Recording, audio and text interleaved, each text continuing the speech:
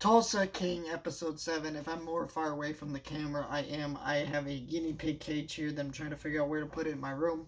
And so if you hear a little squeaking noise or whatever in the background, I apologize about that. Um, and I'm farther away from the camera than I would be normally, so my audio comes not as great as normal. It's just because I'm away back from the camera, but it should be fine.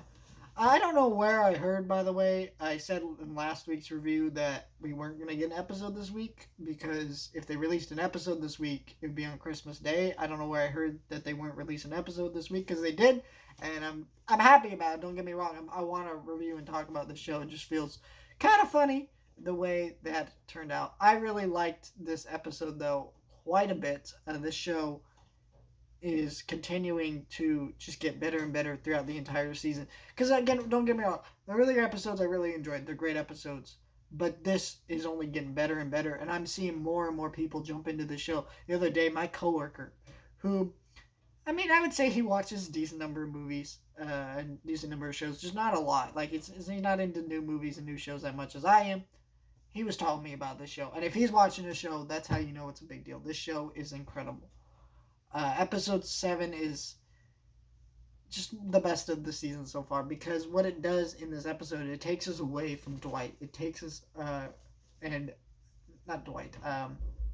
It's Sylvester Stallone's character's Dwight. I forget. I forget characters' names specifically, but anyways, I'm bad with character names. If anyone watches my reviews, but anyways, it takes us away from Stallone's character and the characters we knew throughout most of the show. I mean, sure, they're in this episode and they make small appearances. But most of this episode is focused on new characters who are part of this mafia, part of this